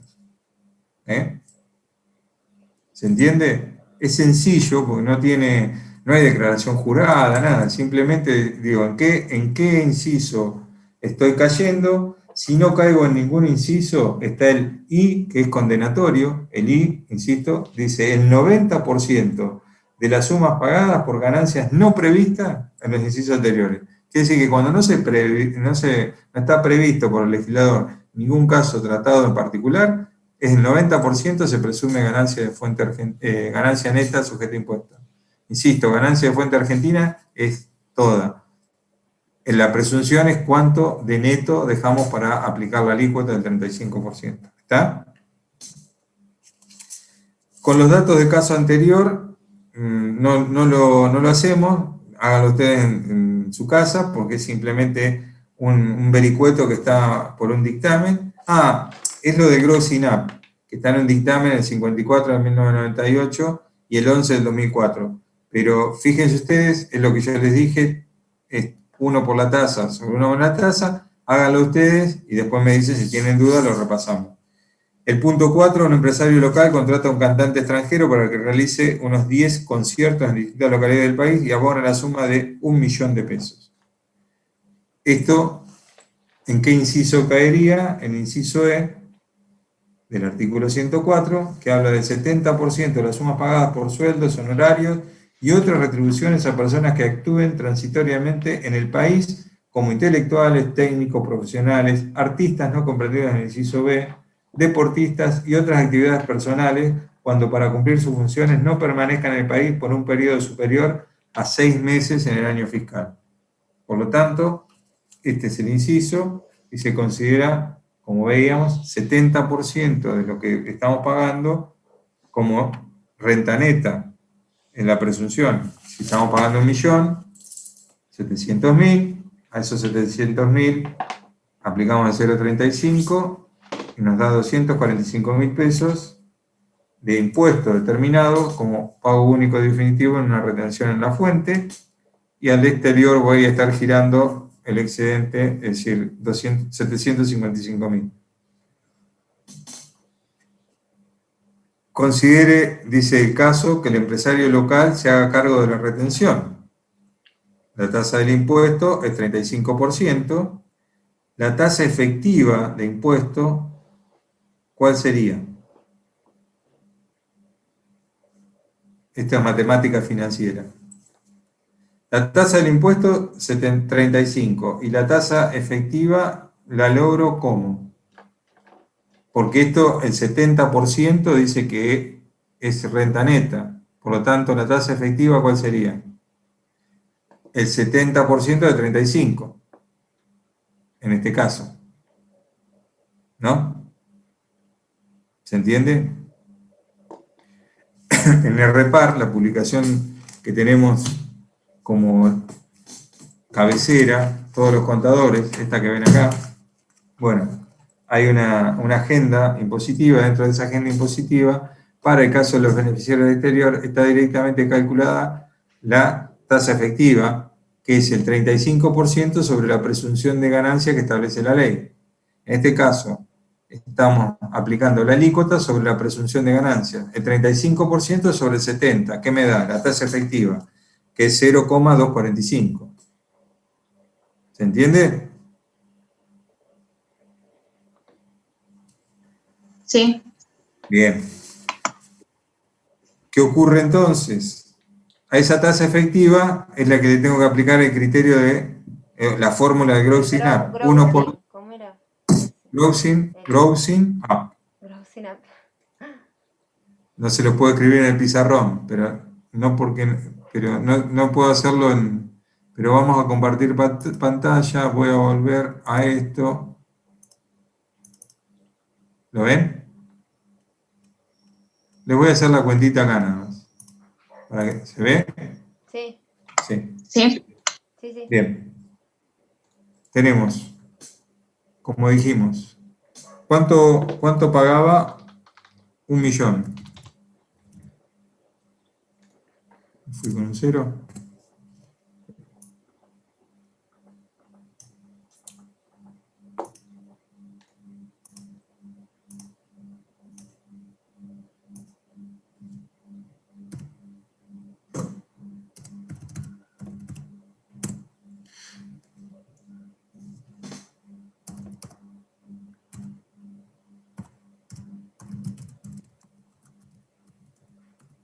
Remuneración acordada, 1.000.000. ¿Cuál es la ganancia? ¿Cuál es la ganancia de fuente argentina? ¿Cuánto es? Esto, ¿por cuánto la presunción? El 70%. Bien, 0,7. ¿Está? Va.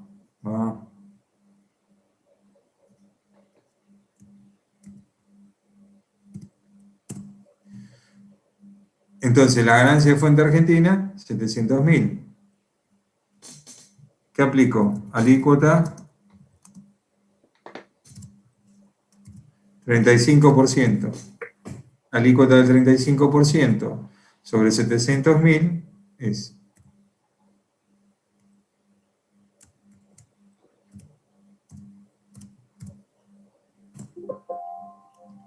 Perdonen, ¿eh?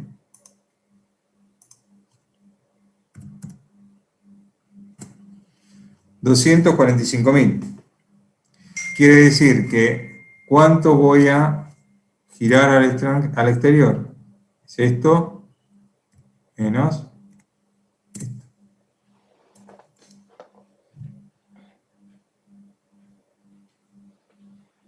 Sí. Fíjense que esto está mal en el resultado del trabajo práctico. Voy a girar al exterior esto y con esto voy a emitir un certificado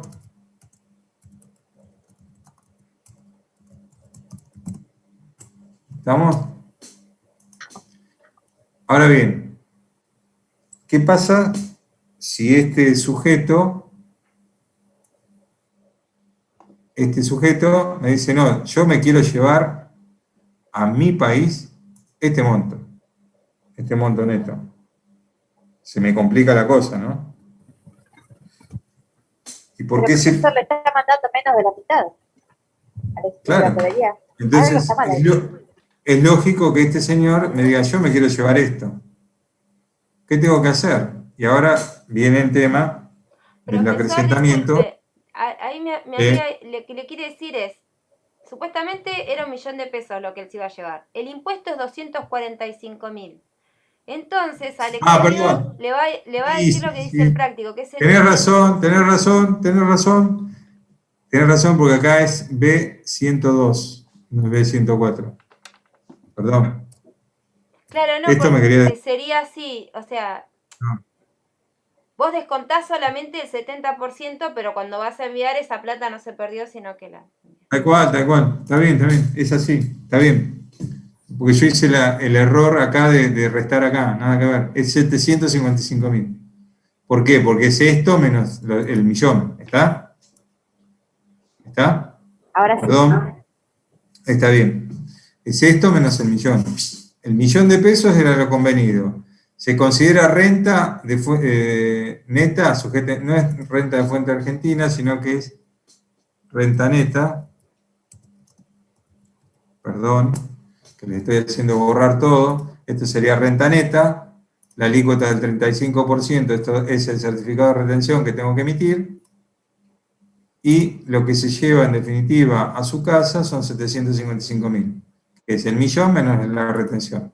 ¿Está?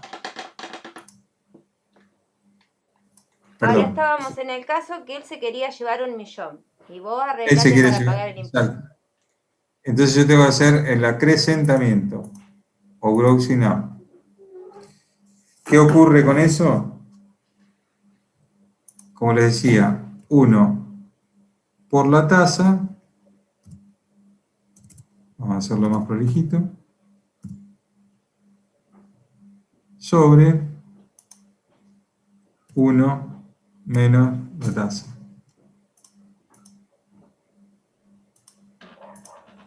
Quedaría así.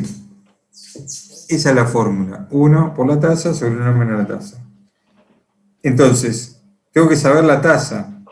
¿La tasa cuál es? La tasa efectiva.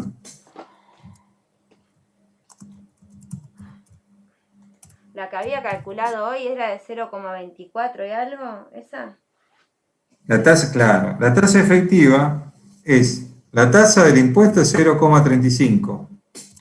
Eso estamos de acuerdo. Sí. ¿Sí? Y esa tasa de impuesto la aplico en este caso sobre qué renta neta. Sobre el 70%. Sí. ¿Vamos? Entonces la tasa efectiva, ¿cuál va a ser? La tasa efectiva va a ser esto por esto. 0, acá me parece 25, pero vamos a dar 0,245. ¿Estamos? ¿Se entiende así? ¿Es más fácil? Esta es la tasa efectiva. Y ahora esa tasa efectiva yo la aplico a esta fórmula. 1 por la tasa, 0,245, 45, sobre 1 menos 0,245.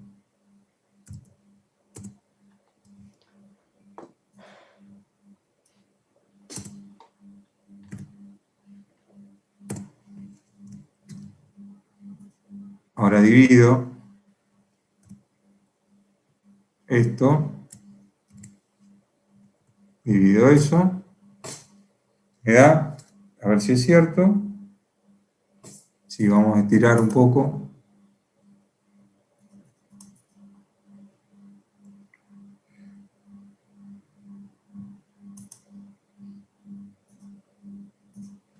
esta tasa. Ahora la tengo que aplicar para hacer el acrecentamiento. Y el acrecentamiento lo hago justamente con la retribución más el acrecentamiento que da así.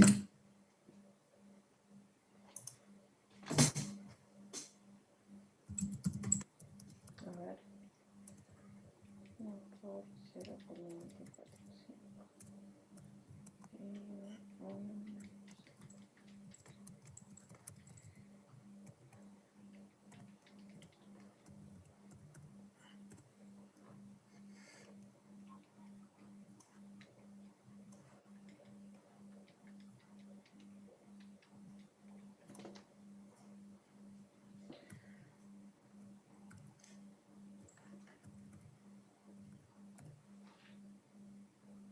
Por, dijimos,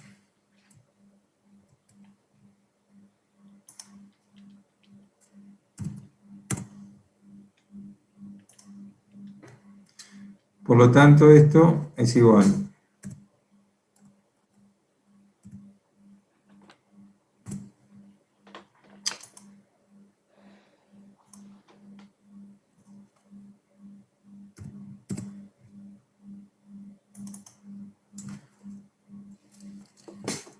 Este es el resultado del monto que yo voy a tener que someter a retención para que me dé el neto del millón.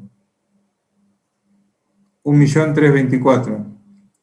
¿Por qué? Porque apliqué 1 millón más 1 millón por la alícuota incrementada, utilizando esta fórmula. 1 por la tasa es 0,245, esperen que vamos, 0,245 sobre 1 menos la tasa, que es 0,755, este es el resultado. Esa es la tasa incrementada. Hago 1 millón, que es la retribución, más 1 millón por la tasa incrementada, 324.523, la suma de los dos, 1.324.503. Y ahora vamos a hacer la prueba. ¿Qué tengo que hacer con este millón? ¿Hacemos la pruebita? ¿Cómo sería? Ganancia neta, otra vez lo de allá. ¿Cuánto es? ¿Cuánto sería la ganancia neta? El 1.300.000, El 70%. ahora el 70%. Muy bien. No sé por qué otra vez más. Por 0,7. Uy, Dios. Ah, es una O. 927.152. Esa es la ganancia neta.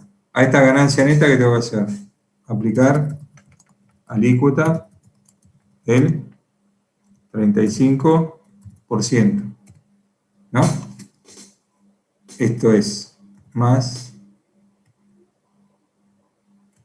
por 0,35. 324.503. ¿Sí? ¿Qué es lo que se lleva neto como remuneración o retribución, perdón? El millón.